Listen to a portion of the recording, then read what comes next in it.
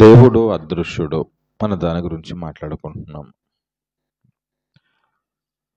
దేవుడు అదృశ్యుడు అయినా మానవ నేత్రాలకి మనుషులు మనమనుకున్నట్టుగా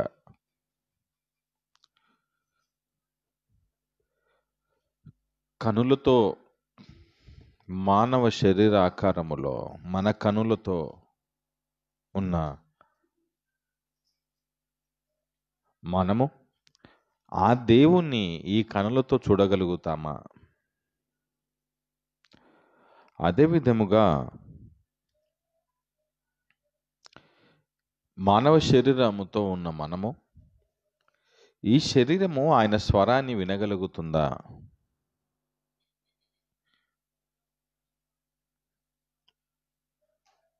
రెండవ ప్రయాణములో పౌలు గారు తన సువార్త ప్రయాణములో రెండవ ప్రయాణంలో కొరింథీ పట్టణం నుండి ఈ పత్రిక రోమీలకు రాస్తున్నాడు. కొరింథీ పట్టణం నుండి మొదటి అధ్యాయము 20 మాట రోమీలకు రాసినటువంటి పత్రికలో మొదటి అధ్యాయం 20 వాక్యములో ఆయన అదృశ్య లక్షణములు అనగా ఆయన నిత్య శక్తియు దేవత్వమును జగతుత్పత్తి మొదలుకొని సృష్టించబడిన వస్తువులను ఆలోచించుట వలన తేటబడుచున్నవి గనుక మీరు నిరుత్తరులై ఉన్నారు అని మాట్లాడుకున్నాం పోయిన వారం, లాస్ట్ వీక్. దేవుడు అదృశ్య లక్షణములను ఆయన లక్షణాలను అవన్నీ కూడా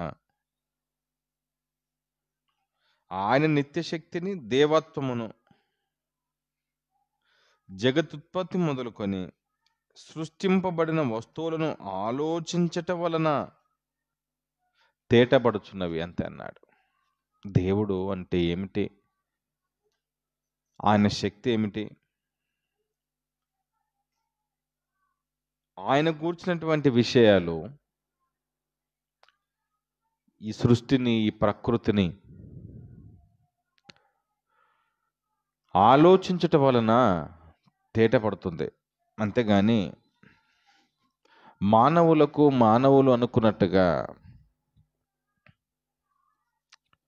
దేవుడు కంటికి కనబడతాడు, దేవుడు నాతో మాట్లాడాడు, దేవుణ్ణి మేము చూశాము, మా కన్నులతో మేము ఆయనను చూస్తున్నాము, మాట్లాడుతున్నాము అని అంటున్నటువంటి మానవ సమాజానికి వాక్యమే ఆన్సర్ ఇస్తుంది. ఏంటంటే ఆయన అదృశ్యుడు, దేవుడు కనబడడు. బైబిల్ ఇంత స్పష్టంగా దేవుడు కనబడడు అని చెప్తా ఉంటే మేము చూసాము అని అంటున్నటువంటి సమాజం ఏదైతే ఉందో అబద్ధం చెప్తున్నారు. దేవుణ్ణి అసలు మనం చూడగలుగుతామా? మనకు చూసేంత శక్తి మనకుందా? బైబిల్ చెప్తా ఉంటుంది దేవుడు ఆత్మ గనుక ఆయన ఆత్మతోనూ సత్యముతోనూ ఆరాధించండి. ఆయన ఆత్మ కనబడదు. మన శరీరములో ఉన్న ఆత్మే మనకు కనబడదు. నీ శరీరములో కూడా ఆత్మ ఉంది. ఆత్మే శరీరాన్ని జీవింపజేస్తుంది. మన శరీరాలను జీవింపజేస్తుంది ఆత్మే. అందుకనే మనిషి మరణించిన తర్వాత, మనిషి చనిపోయిన తర్వాత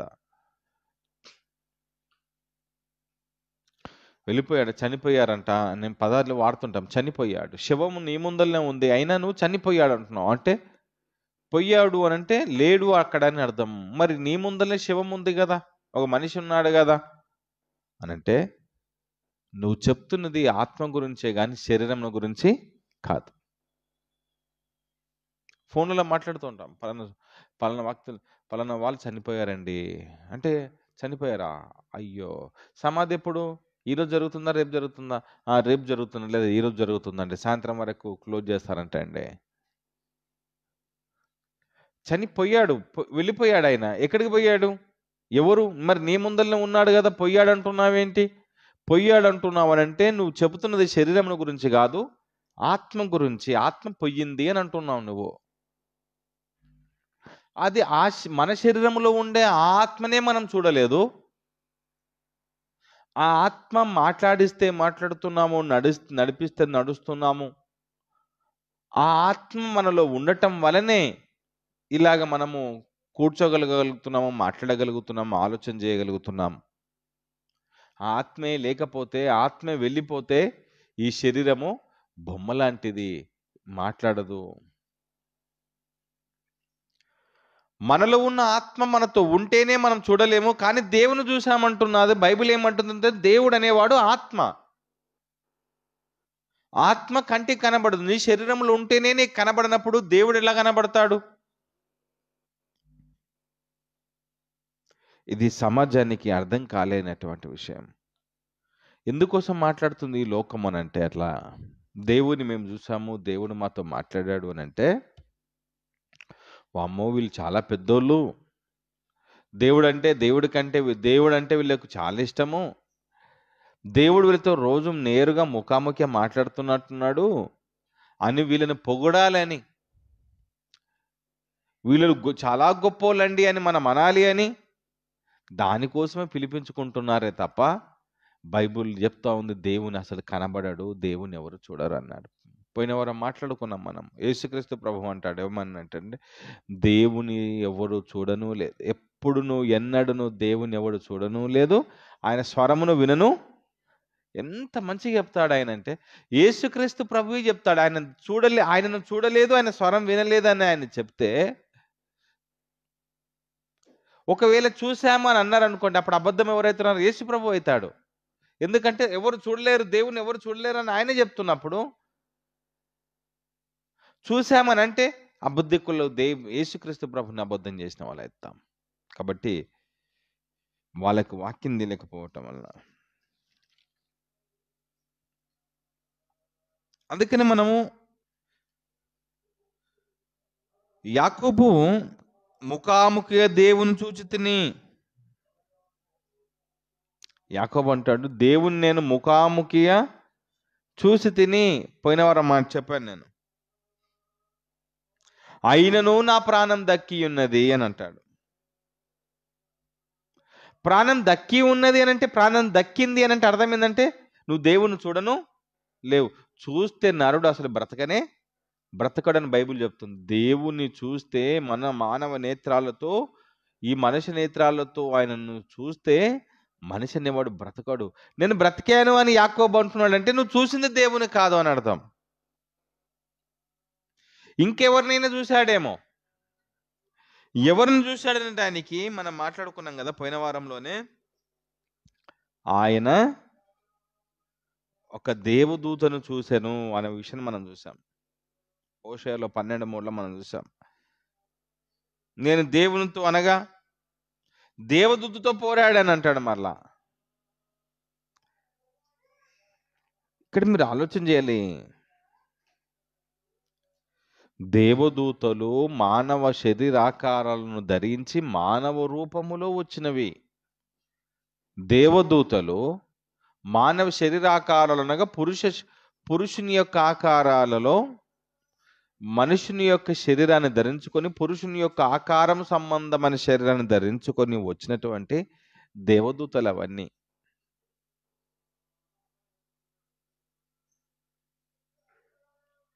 పరలోకంలో యుద్ధం జరుగుతుంది. ప్రకటన గ్రంథము చూడండి, ప్రకటన గ్రంథము 12వ అధ్యాయము 7వ మాటలో,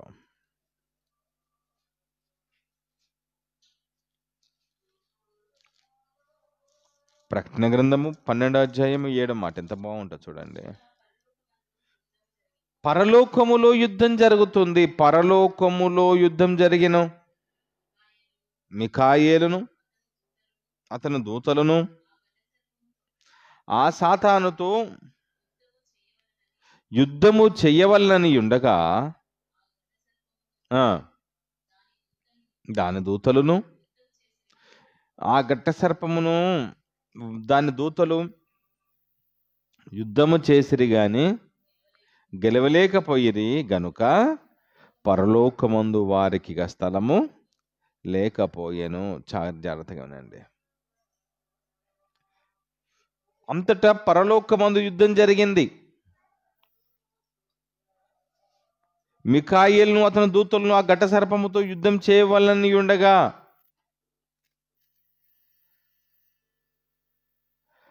ఆ ఘట సర్పమును దాని దూతలను యుద్ధము చేసిరి గాని గెలవలేకపోయిరి. ఎవరితో యుద్ధం చేశారు అని అంటే, పరలోకములో మిఖాయేలును అతని దూతలతో ఆ ఘట సర్పము యుద్ధం చేసింది.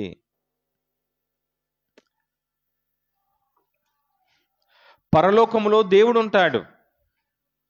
పరలోకములో దేవుడు ఉంటాడు. దేవుడు ఉండే చోటు పరలోకం. ఆ పరలోకంలోనే యుద్ధం జరిగిందంటున్న వాక్యం. ఆ యుద్ధానికి అపవాదుతో సాతానుతో పోరాటం చేయటానికి దేవుడు రాలేదట. సాతానుతోనే యుద్ధం చేయటానికి ఎవరు పంపించాడన్నాడు తెలుసండి? మిఖాయేలు దేవదూతల్ని దేవుడు పంపించాడు. పోయి ఆఫ్టర్ ఆల్ బచ్చగాడాడు సాతాను. ఆఫ్టర్ ఆల్ దేవుని ఎదుట బక్కపల్చని ప్రాణానికి మలయోధుని యుద్ధములో పోరాటములో బలంగా ఉన్నవాని, కండలు బాగా తిరుగున వీరుణ్ణి ధీరుణ్ణి, అంటే ఊదిపోతే పడిపోయే వ్యక్తి కోసం అంత బలమైన వాడు వచ్చి యుద్ధం చేయాల్సిన పనేముంది?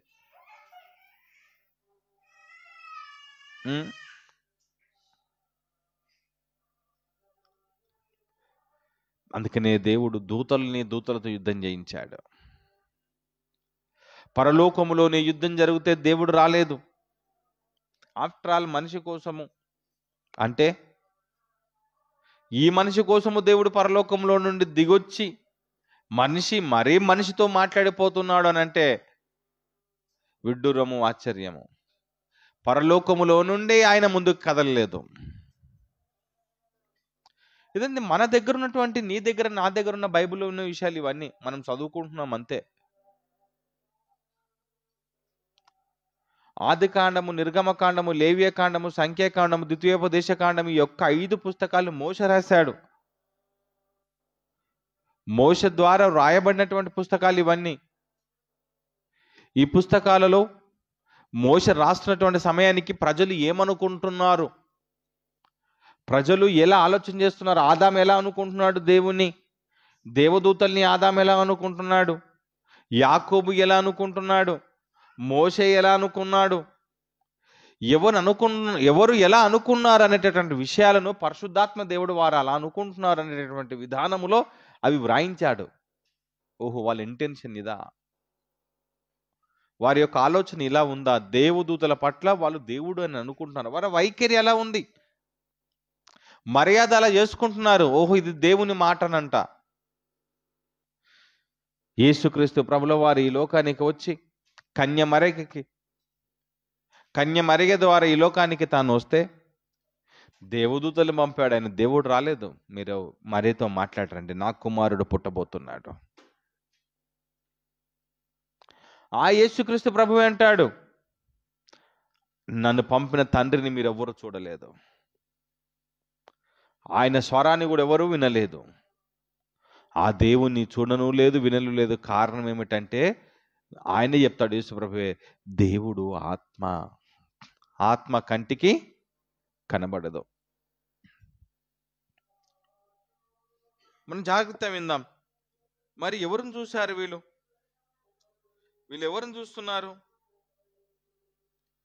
చూడండి, మీకు అర్థం కావటం కోసం ఇంకో విషయం మనం ఆలోచన చేద్దాము. న్యాయాధిపతుల గ్రంథము 13వ అధ్యాయము, న్యాయాధిపతుల గ్రంథము 13వ అధ్యాయము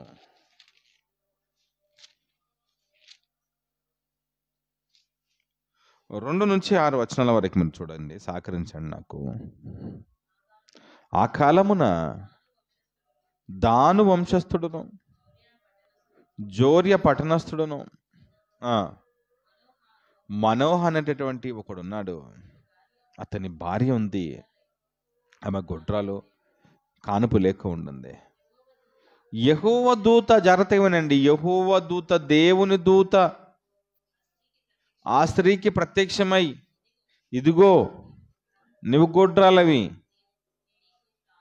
నీకు కానుపు లేకపోయెను, అయితే నువ్వు గర్భవతి అయి కుమారుని కందువు, కాబట్టి నువ్వు జాగ్రత్తగా ఉండి ద్రాక్షరసమునే గాని మద్యమునే గాని త్రాగకుండుము, అపవిత్రమైనది ఏదైనాను తినకుండుము, నీవు గర్భవతి అయి కుమారుని కందువు, అతని తల్ల మీద మంగళ కత్తి వేయకూడదు, ఆ బిడ్డ గర్భమున పుట్టిన మొదలుకొని దేవునికి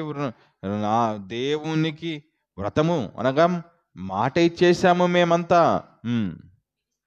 ఫిలిస్తీన్ల చేతుల నుండి ఇశ్రాయేలుని రక్షింప మొదలు పెట్టడానికి ఆమెతో అనగా, ఆ స్త్రీ తన పెనిమిటి యొద్దకు వచ్చి దేవదూత గురించి ఎలా మాట్లాడుతుంది చూడండి. ఆ స్త్రీ వచ్చింది ఎవరు? దేవదూతతో మాట్లాడిపోయింది కదా.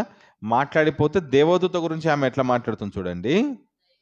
దైవజనుడు ఒకడు నా యొద్దకు వచ్చాడు, ఎట్లా మాట్లాడుతుంది చూడండి. ఆమె దేవదూత మాట్లాడిపోతే ఏమంటుంది? దైవజనుడు ఒకడు వచ్చాడు. మనం ఏమంటాం? దైవజనులు వచ్చారండి అని అంటే మనం ఏమనుకుంటాం? పాస్టర్లు వచ్చారనుకుంటాం. ఇప్పుడు ఈమెమంటుంది? దైవజనుడు ఒకడు వచ్చాడు, అతని రూపం ఎలా ఉంది అని అంటే దేవదూత రూపమును పోలినదై మిక్కిలి భీకరముగా ఉండెను. అతడు ఎక్కడి నుండి వచ్చిండో నేను అడగలేను, అతను తన పేరు నాతో చెప్పలేదన్నాడు. చాలు. అంటే ఎందుకు ఈ విషయాన్ని ఇక్కడ మనం తీసుకున్నామనంటే, దేవదూతని వాళ్ళు, దేవుని మాటలను తీసుకొని వచ్చినటువంటి దేవదూతలని వీళ్ళు దైవజనుడని, ప్రభువు అనేటటువంటి పదాన్ని మనం చూసాం మొన్న లాస్ట్ సండే. మీకు దేవుడు ఒక్కడే. ఆ దేవుడు ఎవరంటే తండ్రి. ఆ దేవుడు ఒక్కడే, మీ అందరికీ దేవుడు ఒక్కడే. ఆ దేవుడు తండ్రి. ఏ తండ్రి అంటే యేసుక్రీస్తు ప్రభుల వారు అంటాడు, తండ్రి నా ఆత్మని నీ చేతికి అప్పగిస్తున్నాను. ఆ తండ్రి దేవుడు ఒక్కడే అందరికి, ప్రపంచానికి 10 మంది దేవుళ్ళు ఉండరు. లోకానికి, సర్వ సృష్టికి 10 మంది దేవుళ్ళు ఉండరు. సర్వ సృష్టికి, సర్వానికి ఒకే ఒక దేవుడు. ఆ దేవుడే అక్కడ ఉన్నాడు. ఆ దేవుడు ఆత్మ, కంటికి కనబడడు. ఆయన ఏమైనా పనులు చేయించుకోవాలనుకుంటే దేవదూతలు ఉన్నారు, ఈ ప్రకృతి ఉంది, సృష్టి ఉంది, చేసేవాళ్ళు చాలా మంది ఉన్నారు. ఆయన ఎందుకు వస్తాడు పని చేయటానికి?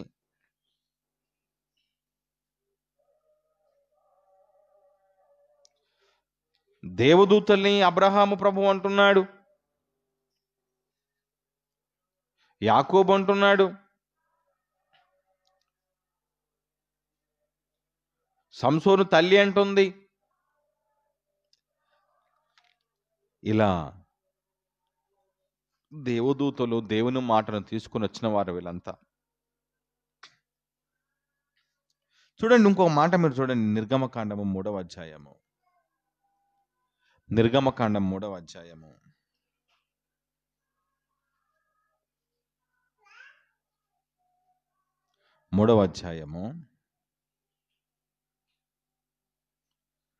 మొదటి నుంచి చూడండి.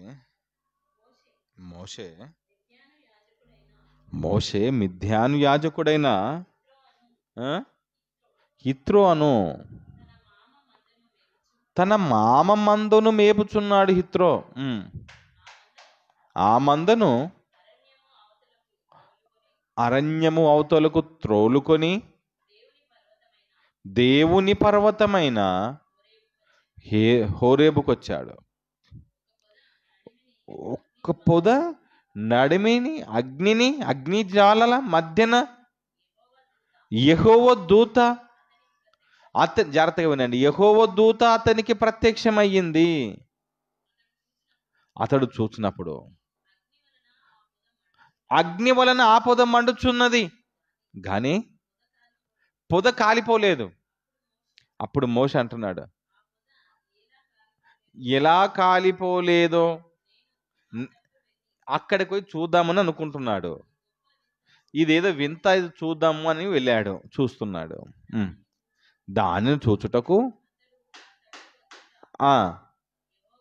యెహోవా చూసెను. ఆ తట్టుకొచ్చుట యెహోవా చూసి, జరతగానండి పదాలన్నీ.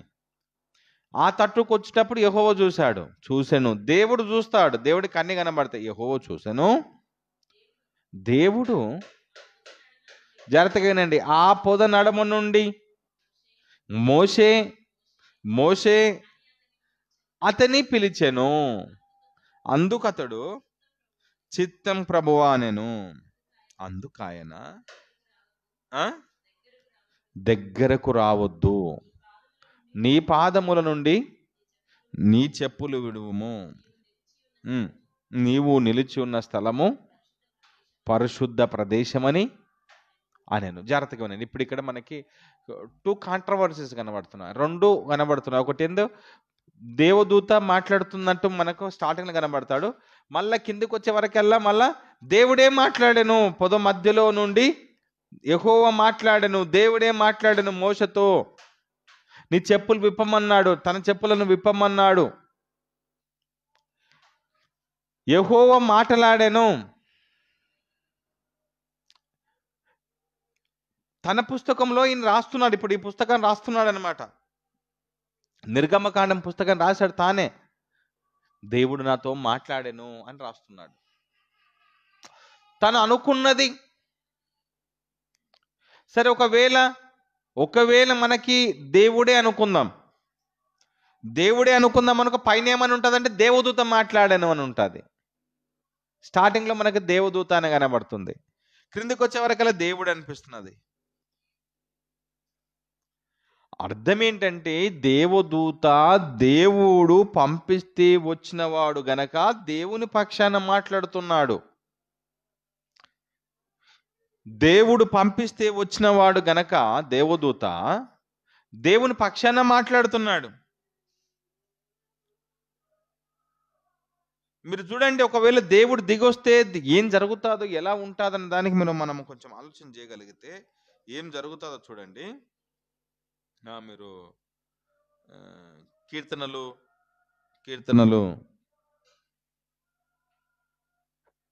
50 అది 3వ మాట,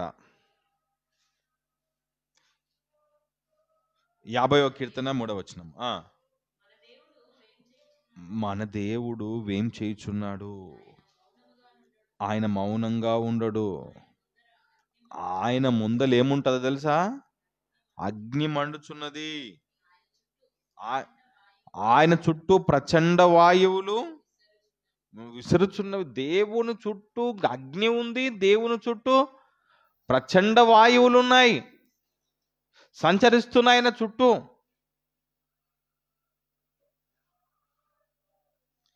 46వ కీర్తన 6వ మాట చూడండి. జనములు ఘోషించుచున్నవి, రాజ్యములు కదులుచున్నవి. ఆయన తన కంఠధ్వని వినిపిస్తే భూమి, ఆయన స్వరానికి అంటే ఆయన మాట్లాడితే, ఆయన స్వరం వస్తే భూమి కరిగిపోతుంది అని అంటున్నాడు. ఒక బంగారమును కరిగించినట్టుగా, వెండిని కరిగించినట్టుగా ఆయన మాట్లాడితే, ఆయన ఒకసారి మాట్లాడితే భూమి కరిగిపోతుందంట. కరిగిపోతుంది అని ఆ పదం చూడండి. భూమే కరిగిపోతే, ఆయన స్వరానికి భూమే కరిగిపోతే మనమేమైపోదుమో? దేవుడు మా దగ్గరకు వస్తాడండి అని అంటే, ఆయన నీ దగ్గరకు వస్తే నువ్వు కాలిపోతావు. ఎందుకు తెలుసా? ఆయన చుట్టూ ఏముంది? అగ్ని ఉంది, ప్రచండ వాయువులు ఉన్నాయి. దేవుని చుట్టూ అగ్ని ఉంది, ప్రచండ వాయువులు ఉన్నాయి. ఆయన నీ దగ్గరికి దిగి వచ్చాడనంటే కాలిపోతావు.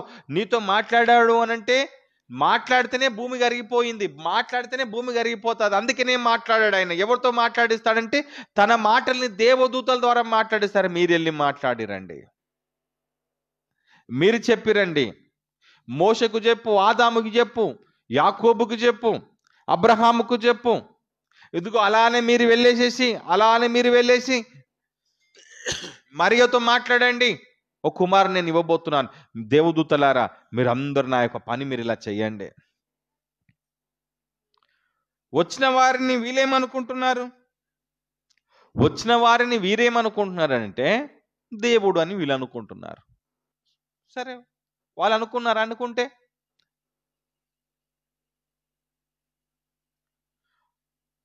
నిర్గమకాండం 33:20 మీరు చూడండి. నిర్గమకాండం 33:20 మాటలో,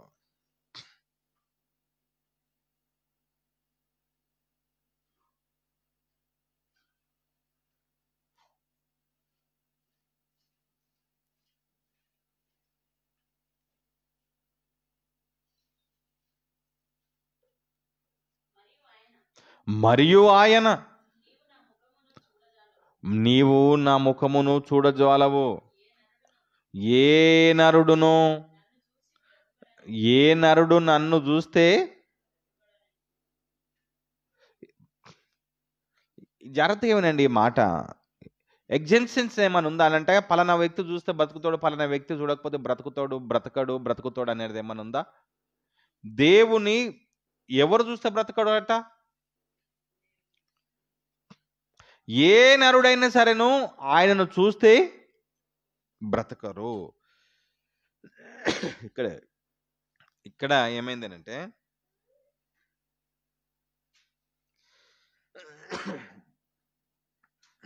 దేవుడు, నేను చూడాలి దేవుణ్ణి, నువ్వు నాకు కనబడాలి, ఈయన కోరుకుంటున్నాడు, ఈయన మాట్లాడుతున్నాడు, ఇలా కోరుకుంటున్నాడు.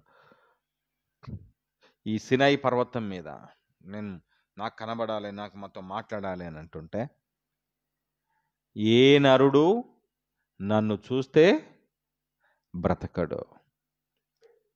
ఏ నరుడు అన్న దగ్గర, ఏ నరుడు చూస్తే బ్రతకడు అని అంటే, బ్రతికినారు అని అంటే అర్థం ఏంది? ఇప్పుడు బ్రతికారు అని అంటే అర్థం ఏంటి?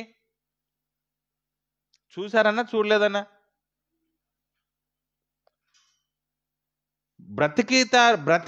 చూస్తే బ్రతకరు, చూశారు అని అంటే చనిపోతారు. బ్రతికారు అని అంటే చూడలేదు. మరి ఎవరిని చూశారు అని అంటే, ఎవరితో మాట్లాడారు, ఎవరిని చూశారంటే ఇందాక మనం మాట్లాడుతున్నాం, మనం స్టార్టింగ్ నుంచి చెప్తున్నాం. ఒకరేమో దేవదూతని, ఒకరు ప్రభువు అంటున్నారు, ఒకరు దేవుడు అంటున్నారు, ఒకరేమో దైవజనుడు అంటున్నారు. రకరకాలుగా పిలుచుకుంటున్నారు. వాళ్ళంతా వాళ్ళకు తోచిన అభిప్రాయాల్లో వాళ్ళు మాట్లాడుకుంటుంటున్నారు. మనం ఏదైనా సందర్భం వచ్చినప్పుడు మనము థింక్ చేస్తుంటాం, ఆలోచన చేసుకుంటుంటాం. ఇట్లా ఉండొచ్చు, ఇట్లా ఉండొచ్చు, ఇట్లా వచ్చి ఉండొచ్చు, అట్లా వచ్చి ఉండొచ్చు, అలా జరిగి ఉండొచ్చు, ఇలా జరిగి ఉండొచ్చు.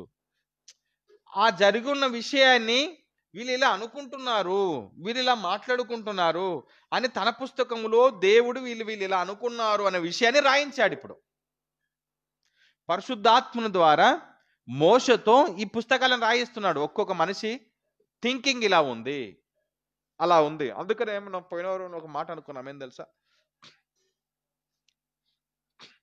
లోతు తన పిల్లలతో పాపము చేశాను.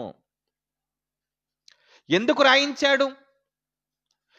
రాయించాడంటే ఆ టైంలో, ఆ సమయాలలో ఏమేం జరిగినది విషయాలు, ఏమేం జరిగిన సంఘటనలు, ఎవరు ఏమనుకుంటున్నారు, ఎవరి క్యారెక్టర్ ఎలా ఉంది, ఎవరి ప్రవర్తన ఎలా ఉంది, ఎవరి పద్ధతులు ఎలా ఉన్నాయి, ఎవరు ఏం మాట్లాడుకుంటున్నారు దేవుని గురించి అనే విషయాలన్నీ మనకి రోజున మనం చదువుకోవాలి అని అంటే, ఇవన్నీ వ్రాయబడాలి అని అంటే మోషే వీటన్నిటిని రాశాడు. లోతున్నటువంటి సమయంలో మోషే ఏమి అక్కడ లేడు. లోతున్నప్పుడు మోషే ఉన్నాడా? మోషే లేడే. ఆయన లోతుని గురించి మోషే రాస్తున్నాడు. ఇట్లా మా నాయన వాళ్ళ తండ్రి షాబాద్ లింగయ్య గురించి లక్కీకేం తెలుసు? లక్కీ రాసేస్తుంది, ఇప్పుడు ఆ చరిత్ర రాస్తుంది. ఈమెకేం తెలుసు అప్పుడు ఏం జరిగినాయి, ఏం సంఘటనలు జరిగినాయి, ఎవరికి ఎలా వివాహాలు జరిగినాయి, ఎవరు ఎట్లెట్లున్నారు అనే విషయాలు తనకేం తెలుసు అని అంటే, ఆ రోజులు ఇలా జరిగాయమ్మా అని చెప్పేసి దేవుడు తనతో మాట్లాడించి రాస్తా ఉన్నాడే అలా. మరి ఈమె ఆ టైంలో ఉన్నదా అంటే, ఈమె ఆ టైంలో సేమ్ మోషే కూడా ఆదాము టైంలో లేనివాడు, నోవాహు కాలములో లేనివాడు, లోతు కాలములో లేనివాడు.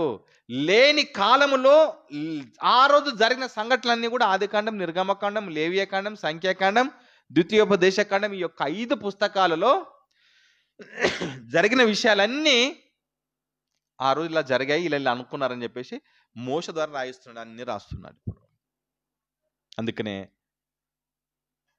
ఆ రోజున వాళ్ళు మేము దేవుని చూసామని అనుకుంటే యాకోబు అంటున్నాడు, అందుకనే నేను దేవుని ముఖాముఖి చూశాను, నేను బ్రతికాను, అయినను బ్రతికాను.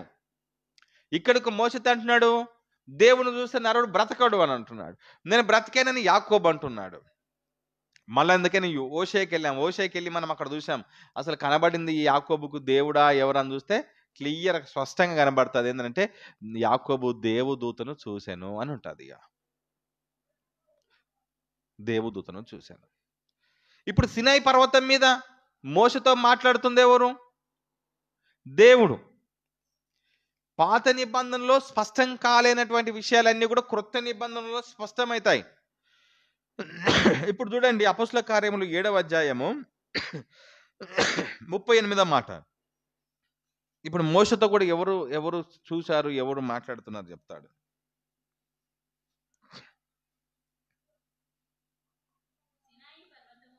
సినాయి పర్వతం మీద 3వ అధ్యాయము 19వ మాట, మన 38వ మాట. అపొస్తలుల కార్యములు 7వ అధ్యాయం 38వ మాట.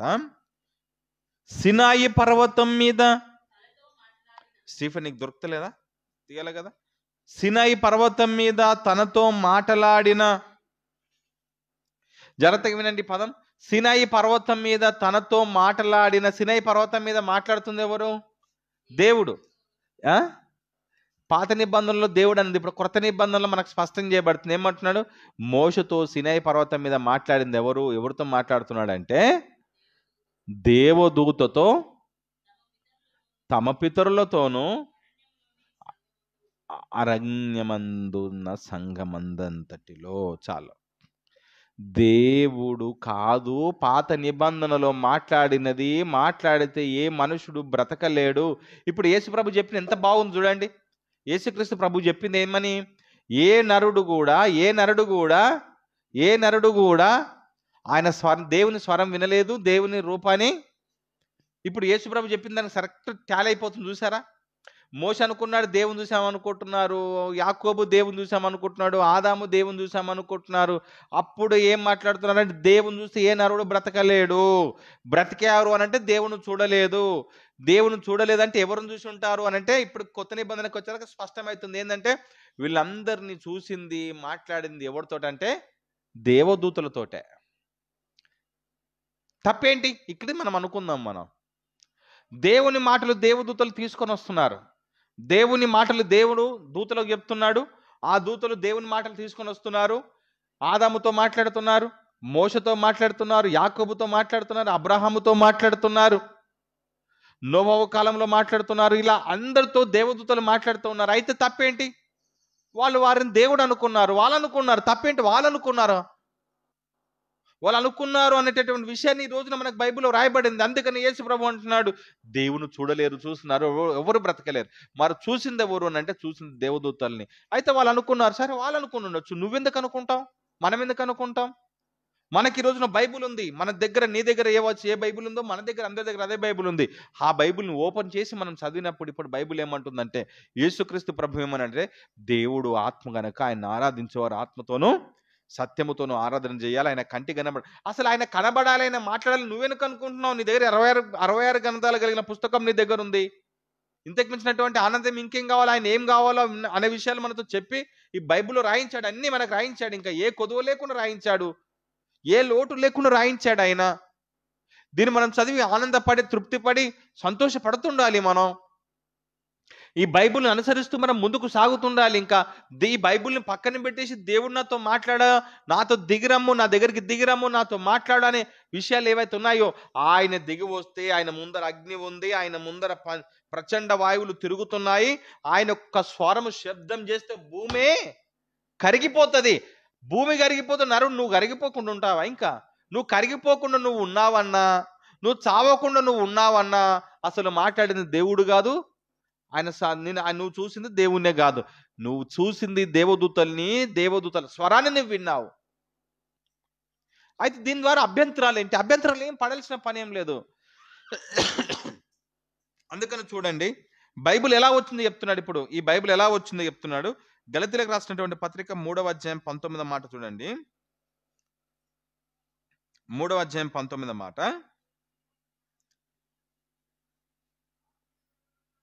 ఎంత బాగుంటుంది బైబిల్లో దేవుడు రాయించిన మాట చూడండి. 3:19. అలాగైతే ధర్మశాస్త్రం ఎందుకు? ఎవనికి ఆ వాగ్దానాలు చేయబడెనో ఆ సంతానం వచ్చు వరకు అది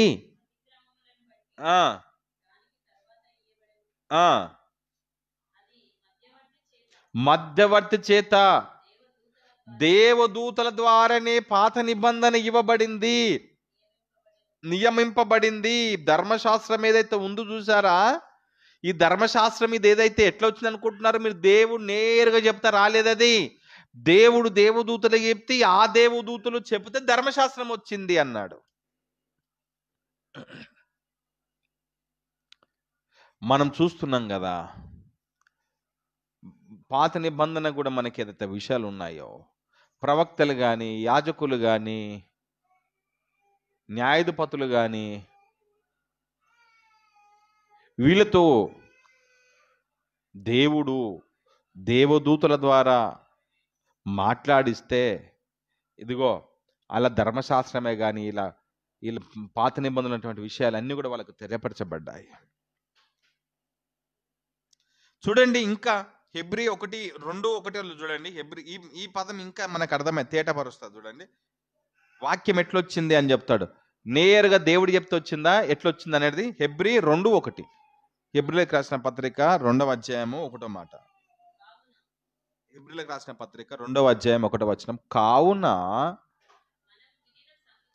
మనము ఏ సంగతులైతే మనం వింటున్నామో, బైబిల్ ఉన్నటువంటి విషయాలు ఏ సంగతులైతే మనం వింటున్నామో విడిచిపెట్టి ఇవన్నీ కొట్టుకొని పోకుండున్నట్లు వాటి యందు మనము మరి విశేషముగా జాగ్రత్త కలిగి ఉండాలి. బైబిల్ పట్ల మనము, దేవుని మాటల పట్ల జాగ్రత్త కలిగి ఉండాలి మనం. ఎందుకు తెలుసా? ఈ బైబిల్ ఉందే, దేవుని వాక్యం పట్ల మనం జాగ్రత్తగా ఉండాలి. ఎందుకు ఉండాలి తెలుసా? ఈ బైబిల్ అక్కడ చూడండి, ఎందుకనగా దేవదూతల ద్వారా పల్కబడినటువంటి వాక్యం ఏవైతుందో, మన దగ్గర ఉన్నటువంటి పుస్తకం ఏవైతుందో, ఇది దేవదూతల ద్వారా పలకబడ్డాయి. ఇవన్నీ స్థిరపరచబడినవి. దేవదూతలు వచ్చి చెప్పారు. ఆ రోజులో చెప్పబడినటువంటి విషయాలన్నీ కూడా, జరిగిన విషయాలన్నీ, పలకబడినటువంటి మాటలన్నీ ఆదాముతో, మోషతో, దావీదుతో, అబ్రహాముతో, యాకోబుతో, డానియేలుతో, ఇదిగో మరియా నువ్వు కన్యవి, నువ్వు గర్భవతే, నువ్వు కుమారుని అంటావు. ఈ పలుకులన్నీ, ఈ వాక్కులన్నీ దేవదూతల ద్వారా పలకబడ్డాయి, ఈ విషయాలన్నీ వ్రాయబడ్డాయి అని అంటుంది వాక్యం. ఎంత బాగుంది చూడండి. మనం ఏమనుకుంటున్నాము అంటే, ప్రాబ్లం ఇక్కడ ఏం జరిగిందనంటే, మనకంటే ముందు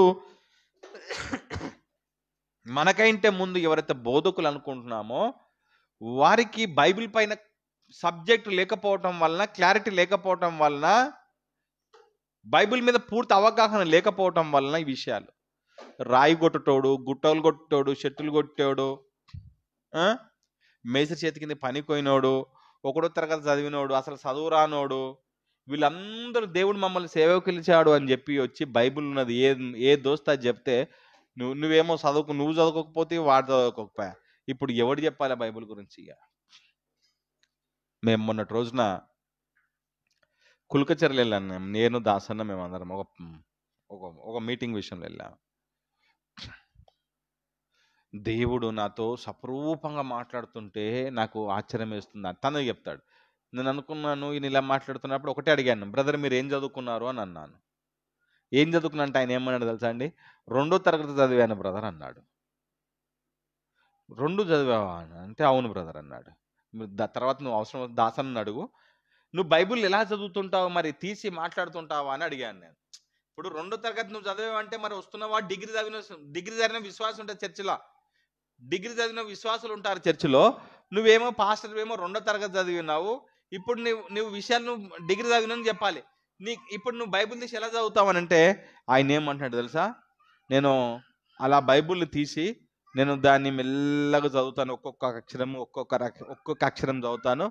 దాన్ని ఏం చేస్తానంటే బాగా ధ్యానం చేస్తాను. బాగా ధ్యానం అంటే అర్థం ఏంటిదిగా, దాన్ని ఆలోచన చేస్తాను, ఎట్లా చెప్పాలి, దాన్ని ఏ రూపంలో చెప్పాలి, దాన్ని ఎలా అని చెప్తాను. చెప్పి చెప్పి చెప్పి అప్పుడు ఏం చెప్తాను, నాకేం అర్థమైందంటే దేవుడు నాతో మాట్లాడాను. ఎట్లా మాట్లాడంటే స్వరూపంగా మాట్లాడాను, నాతో స్వరం వినబడింది. ఈయన ఇష్టం వచ్చిన పదాలు, నోటుకొచ్చిన పదాలన్నీ చెప్పేస్తాడు. బైబిల్ పక్కకైతే ఎందుకు, ఆయనకు చదువు వస్తేనేమో చదువుతుండే, ఇంకా చదివే రాదు. చదువు రానోళ్ళు ఏం చేస్తారు తెలుసా, దేవుడు మాట్లాడినని చెప్తారు. ఇక చదువు రానోళ్ళు దేవుడు మాట్లాడినంటారు. చదువు వచ్చినోడు బైబిల్ తీసి చెప్తాడు. చదువు రానోడు ఇంకా తీసి చెప్పాలి కాబట్టి, వీనికి బైబిల్ రాదు కాబట్టి, బైబిల్ చెప్పడం చేత కాదు కాబట్టి, దేవుడు వచ్చాడు నాతో చెప్పాడంట. అప్పుడు చెప్పడం వల్ల తప్పులు చెప్తున్నారు, అన్ని పొరపాట్లు చెప్తున్నారు, అన్ని అబద్ధాలు చెప్తున్నారు. అక్కడ ఏం జరుగుతుందంటే వింటున్న మన అందరికి కూడా మనం ఏమైతే కరెక్ట్ అనుకుంటున్నామో నిజమేమో అని అనుకుంటున్నాము. ఇప్పుడు చూడండి, చదువు రానోళ్ళందరూ రాయి కొట్టాడు, రప్పలు కొట్టాడు, దేవుని పని చేయాలి, తప్పేం లేదు. మనం పని చేయొద్దు అనటానికి లేదు, అందరూ పని చేయాలి. నేనేమంటున్నా అంటే వీళ్ళందరూ వచ్చేసేసి బైబిల్ చేతగానోళ్ళు, బైబిల్లే నేర్చుకోనోళ్ళు. నువ్వు చూడండి, ఆది కాండం నుంచి ప్రకటన దాకా టక్క టక్క టక్క టక్క చదువు చెప్పండి అని అంటేనే అది ఏ పేజీ ఏడుందో కూడా తీయని వాళ్ళు. వీళ్ళంతా ఏ పేజీ ఏడుందో కూడా తీయరు, వెతకాలే. వీళ్ళందరూ ఒక మాటను, వాళ్ళకి తోసింది ఎవరు చిన్న ఉన్నప్పుడు వాళ్ళు ఇప్పుడు సేవకులు అయినారంటే వాళ్ళు చిన్న ఉన్నప్పుడు వాళ్ళకు బ్రెయిన్లో ఒకటి వాక్యం కూర్చుంటుంది. దాన్ని పట్టుకునే వాళ్ళు ముందుకెళ్ళిపోయి నోటుకు దోసిందల్లా ప్రసంగాలు చేస్తారు, అసలు బైబిల్ని వాస్తవాలు చెప్పరు. ఇప్పుడు చూడండి యేసు ప్రభుల వారు చెప్పిన విషయాన్ని. ఇప్పుడు వీళ్ళందరేమో ఈ ప్రపంచం అంతా మేము దేవుని చూసామని వీళ్ళంటే, యేసు ప్రభు చెప్పిన మాట ఏం తెలుసా, ఏ కాలమందైనా ఆయన స్వరం వినలేదు, ఆయన రూపాన్ని చూడలేదు. నువ్వు 2 చదివినోనికి దేవుడు దిగొస్తుంటే, నువ్వు 2 చదివినోనికి పరలోకంలో నుంచి దేవుడు దిగొచ్చి మాట్లాడితే, నువ్వు గుట్టలు రాళ్ళు రప్పలు కొడుతుంటేనే దేవుడు దిగొస్తే, యేసు ప్రభువే కన్య గర్భాన వస్తే దిగి రాలేదు. ఆయనను సిలువకేసినప్పుడు తండ్రి నా ఆత్మని నీ చేతికి అప్పగిస్తున్నాను అని అంటుంటే తండ్రే దిగి రాలేదు. కొడుకు చచ్చిపోతే తండ్రి దిగి రాలేదు. తెలుసా మీకు అది? ఆయన పరలోకంలోనే ఉన్నాడు. తన ప్రియ కుమారుడు, పెద్ద కుమారుడు చనిపోతే ఆయన పరలోకంలో కూర్చున్నాడు, కానీ దిగి వచ్చి ఎవరిని, ఆయన మరణం నుంచి ఆయన అసలు తప్పించను లేదు. ఆయన మరణిస్తున్న లోకానికి రక్షణ. ఏ పాపం లేనివాడు, ఏ కల్మషం లేనివాడు, ఆయన నోటెంట ఏ అబద్ధము రాలేనటువంటి యేసు ప్రభువే జన్మిస్తేనే దిగొచ్చి చెప్పలేనటువంటి ఆ దేవాది దేవుడు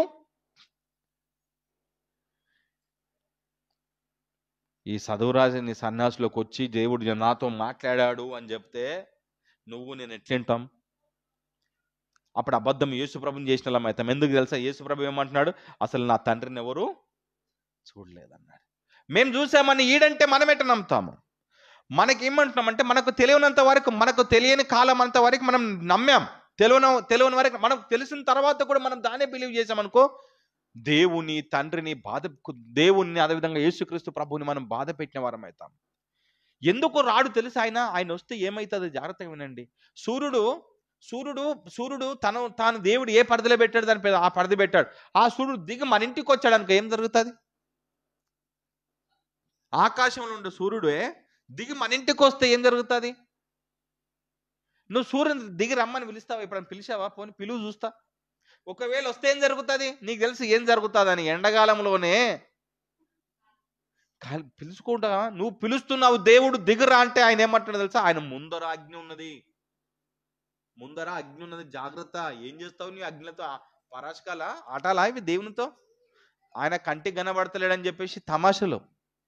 చూడండి ఎంత ఆయనను ఎవ్వరు సమీపించలేరు. దేవుని అంట ఎవ్వరు సమీపించలేదు. ఈ మాట చూడండి, తిమోతిలకు రాసినటువంటి మొదటి పత్రిక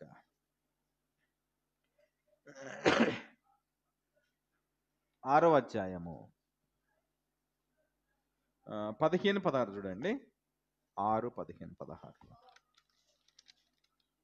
మొదటి పత్రిక. శ్రీమంతుడును అద్వితీయుడునగు సర్వాధిపతి. మీరు ఈ పదాలు జాగ్రత్తగా మీరు చూడండి. స్టీఫెన్ తీయాలి, స్టీఫెన్ బైబిల్ నువ్వు టక్కమని తీయాలి, నువ్వు చదవాలి. నువ్వు పెరుగుతున్నావు, పెద్దోడవుతున్నావు. ఓకే అండి, ఎంత బాగుంది చూడండి.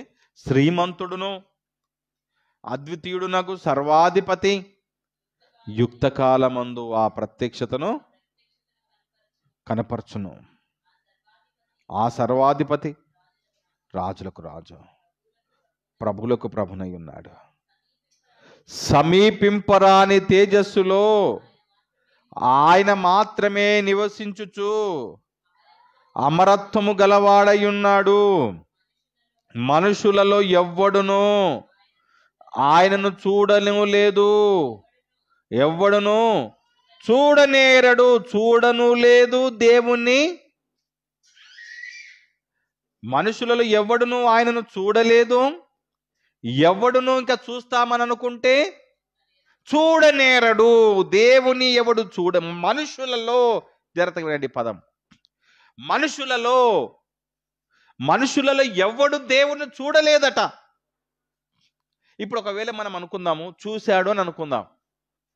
చూశాడు అనుకుంటే ఇప్పుడు ఈ వాక్యం అబద్ధమే కదా. చూడలేదన్నారు, మరి మోషే మాట్లాడిండు, అబ్రహం మాట్లాడిండు, దావీదు మాట్లాడిండు, తర్వాత ఆదం మాట్లాడిండు, నోవాహు మాట్లాడిండు. వీళ్ళందరూ ఏంది మళ్ళా ఈడనేమో చూడలేదు, చూడనేరని అన్నాడు. బైబిల్ అంటుంది మనుషులలో ఎవడు చూడనేరడు, మనుషులు ఎవడు చూడనేరు.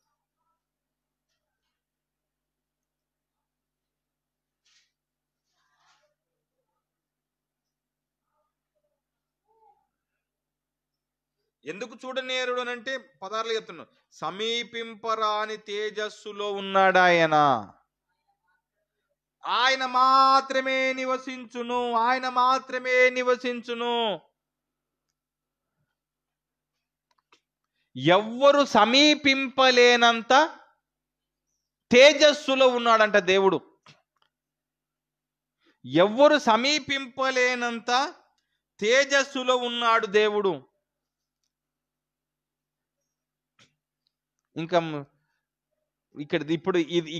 ఇక్కడ తీసుకోవాలి మనం ఏంటంటే, ఆయన మన దగ్గరకు వచ్చిన నష్టము మనకి, మనం ఆయన దగ్గరకు పోయినా నష్టము మనకే.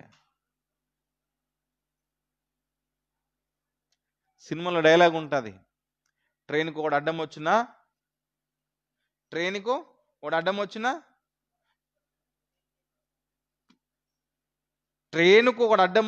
ట్రైన్కే ప్రాబ్లం అంట. మళ్ళా ఆ మనిషి ట్రైన్కి పోయినా లేక ట్రైన్ ఇక్కడికి వచ్చినా, ఎందుకంటే ఈ వ్యక్తిని హైలైట్ చేయడానికి ట్రైన్కి ప్రాబ్లం చూపిస్తారు సినిమాల్లో డైలాగ్లో. ఇక్కడ దేవుని విషయానికి వచ్చే వరకల్లా మనము శరీరముతో ఉన్నాం. ఒకవేళ నీకు దేవుని చూడాలని ఉంది కదా, సరే నీకు దేవుని, మరి ఇప్పుడు మీరు అంటున్నారు బాగానే ఉంది. నేను అంటలేండో, నన్ను మీరు తప్పు పట్టొద్దు. నేను అంటలే, ఎందుకంటే బైబుల్ నేను రాయలేను, నాకు సంబంధం లేదు అందున్న విషయమే చెప్తున్నాను. నేను అంతవరకే నా బాధ్యత, ఒకవేళ దేవుని చూడాలనుకున్నాం అనుకో, నేను ఖచ్చితంగా నేను దేవుని చూడాలి, నాకు దేవుడు నాకు అనిపించాలి మనం అనుకుంటున్నాం అనుకో, పట్టుబట్టామనుకో, అయితే మనలాంటి వాళ్ళ కోసం ఒక వాక్యం ఉంది చూడండి. ఎక్కడ ఉంటుంది? యోబు గ్రంథము 19వ అధ్యాయము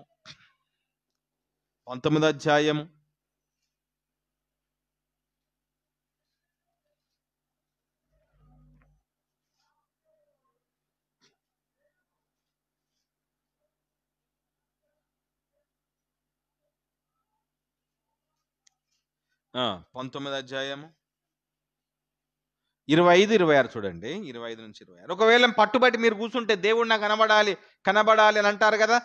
కనబడుతుంది. కనబడాలంటే ఎప్పుడు కనబడుతుంది చూడండి, చెప్తున్నాడు. అయితే నా విమోచకుడు సజీవుడనియు, తర్వాత ఆయన భూమి మీద నిలుచుననియు నేను ఎరుగుతాను. ఇలాగూ నా చర్మము చీకిపోయిన తర్వాత శరీరముతో, నా శరీరము చీకిపోయిన తర్వాత అనే మాటకు అర్థం ఏమిటో తెలుసా? నా శరీరము మట్టిలో కలిసిపోయిన తర్వాత మరలా లేపబడుతుంది కదా, అప్పుడు దేవుణ్ణి నేను చూస్తాను. ఎందుకు అనంటే, అప్పుడు మరణించి లేచిన తర్వాత మన శరీరాలు యేసుక్రీస్తు ప్రభు వచ్చిన తర్వాత మహిమ శరీరాలుగా మార్చబడతాయి. అప్పుడు దేవుని చూడాలి అని అంటే మట్టి శరీరంతో ఆయనను మనం చూడలేము, మహిమ శరీరంతో మాత్రమే దేవుని మనము చూడగలుగుతాము. అందుకనే బైబిల్ అప్పుడేమంటే తెలుసా? హృదయ శుద్ధి గల వారు ధన్యులు, వారు దేవుని చూచెదరు. ఎప్పుడు చూస్తారు? మరణించి తిరిగి లేచి యేసుక్రీస్తు ప్రభు వచ్చినప్పుడు తీసుకుని వెళ్తే అప్పుడు ఆయనను అడుగుదాం మనం ప్రశ్నలు. మన దగ్గర ఏమేమైతే బ్రెయిన్లు ఉన్నాయో ఇవన్నీ ప్రశ్నలు వేస్తే ఆయన ఒక్క మాటతో పటాపంచలు చేసేస్తాడు సమాధానాలన్నీ.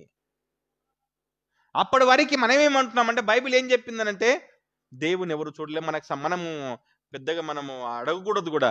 మనం ఏం అడగాలి అనంటే, తండ్రి నేను బ్రతికిన రోజులు నీ పనిలో నేను ఉంటాను, నీ సేవలో నేను ఉంటాను. మనకి ఇవి అడిగి పని చేసుకొని చచ్చిపోదాం, ఇవి మంచిదే కదా, గిట్లానే మేము చేస్తాం నాయన. ఇవి అడుగుదు, నువ్వు నా దగ్గరికి రా, నువ్వు నా దగ్గరికి రా, నువ్వు నా దగ్గర రా అంటే వస్తే ప్రాబ్లం అవుతుంది. అందుకైనా రాడు. గిట్లనే వాళ్ళు పిలుస్తున్నారు పాత నిబంధనలు, రా రా నువ్వు రావాలి, నువ్వు రావాలి అని అంటే అప్పుడు ఏం చేశారు? దూతలను పంపాడు, మీరు వెళ్ళండి అని అంటే వెళ్ళిన వాడిని దేవుడు అనుకున్నారు వీళ్ళు. అనుకుంటే ఇంకా దేవుడు ఏమన్నా సైలెంట్గా ఉన్నాడు, ఇవన్నీ వద్దుగా, టైం వచ్చినప్పుడు వాళ్ళకి అర్థమవుతుంది. ఇక మొదటి పత్రిక, యోహాను మొదటి పత్రిక 4:12 చూడండి, ఎంత బాగుంటుంది పదాలు. మొదటి పత్రిక, యోహాను గారు రాసిన మొదటి పత్రిక 4:12లో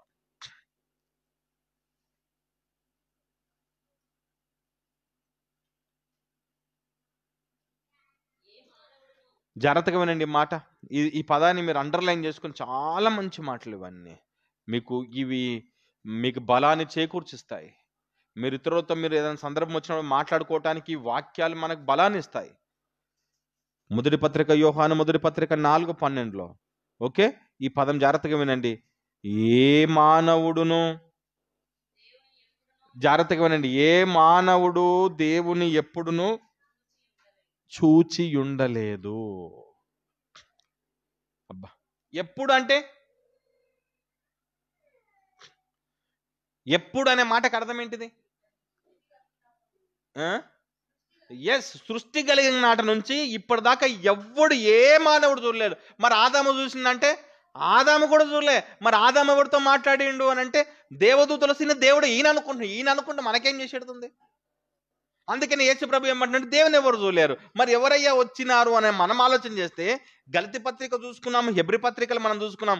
మనుషులతో మాట్లాడింది ఎవరు అని అపోస్తల కార్యాలు మనం ఈ 3 పుస్తకాలు మనం చూసినప్పుడు ఏమర్థమైందంటే, దేవదూతలు మనుషులతో మాట్లాడితే మనుషులు వారిని దేవుడు అనుకున్నారు, దేవదూతల్ని వారు దేవుడు అనుకున్నారు. ఈ విషయాలు 2వ తరగతి చదువుకున్నోనికి, రాయి కొట్టినోనికి, రప్పలు కొట్టినోనికి, గుట్ట కొట్టినోనికి అర్థం కాక దేవుడు వాళ్ళతో మాట్లాడినాడు కాబట్టి మాతో కూడా మాట్లాడినాడు. ఎట్లా మాట్లాడినంటే దేవుడు మా దగ్గరికి నేరుగా దిగొచ్చి మాట్లాడాడు. నన్ను సీమోను, పేతురు అని నా పేరు పెట్టి పిలిచాడంటే. పేరు పెట్టి పిలిస్తే ఏమవుతుంది తెలుసా? పేరు పెట్టి పిలిస్తే, ఒకవేళ దేవుడే పిలిచినా అనుకుందాం, పిలిస్తే ఏమవుతుంది? ఆయన మాట్లాడితే భూమే కరిగిపోతే నీ చెవులు ఉంటాయా? అసలు నువ్వు ఉంటావాడా? అప్పుడు నువ్వెవరని చెప్పినప్పుడు నువ్వేమనుకోవాలి తెలుసా? టక్కీ రెఫరెన్స్లు గుర్తుంటాయి కదా. నీకు చెవులు బాగా వినిపిస్తున్నాయి, నువ్వు బతికినావంటే నువ్వు చాలా గొప్పోడివి, దేవుని కంటే తీసుమార్కాను నువ్వు అన్నట్టుగా మాట్లాడాలి. ఇక ఎందుకనంటే చూస్తే బ్రతకలేడు, నువ్వు బ్రతికినావు. మాట్లాడితే భూమే కరిగిపోతుంది, ఆయన చెవులు నీ వినిపిస్తున్నాయి. ఒక వయసు వస్తే చెవులు వినిపించవు, కళ్ళు కనిపించవు.